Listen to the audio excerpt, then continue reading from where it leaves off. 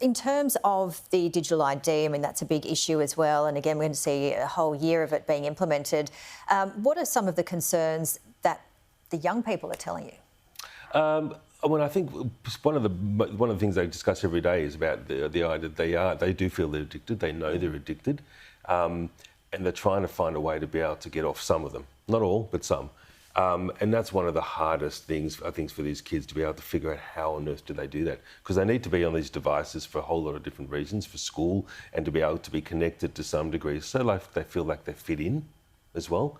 And that can be hard. Yeah. But I do see it is bi-directional. The more people are on social media, then the more it can lead to anxiety, depression, thoughts. But it can also be the other way around. If you don't feel if you are connected, because you're not on top of the latest trends or discussing what everyone else is discussing, you can feel isolated.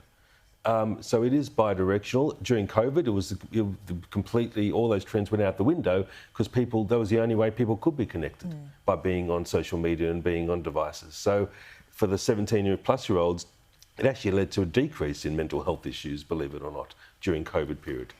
And we're hearing there's going to be exemptions like Kids Helpline. It looks like potentially YouTube will be exempt as well. So again, it could potentially be some really beneficial platforms there that will stay, because we have people that are neurodiverse, people that are living in regional, remote areas that really need certain platforms. Yeah, and I think YouTube, there's a lot of educational content. I was speaking to one huge YouTube kids creator the other day, and they were saying that absolutely that's the way of educating the kids. They've got a YouTube channel, and if that's taken away, where do they educate the kids? And you've just got to fact check a lot. So absolutely. I think we've got to make sure we're going to look at each platform. We have to look at the different ages and the appropriateness of each age as well. And there is a lot of detail that we need to look at. We can't just say yes or no. It's not as simple as that. Yeah, and that whole narrative of telling somebody not to do something potentially can make them do something even more.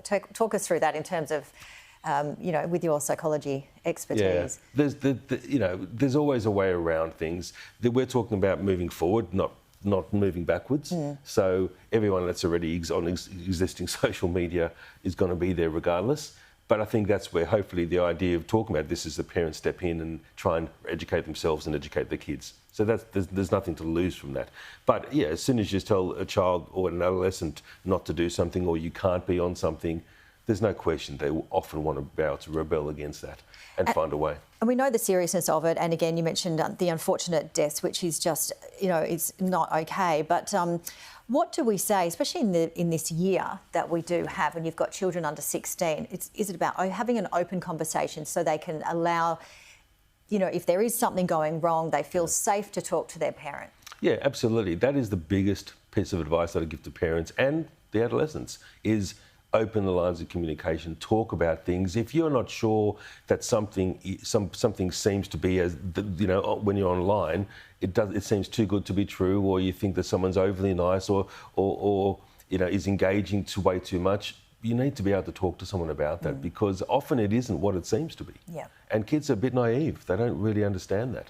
So we're the ones with a life experience. We have to be able to educate them and say, just if you're not sure, talk about it to anyone. Yeah, don't feel that shame, teachers, and it's okay. absolutely.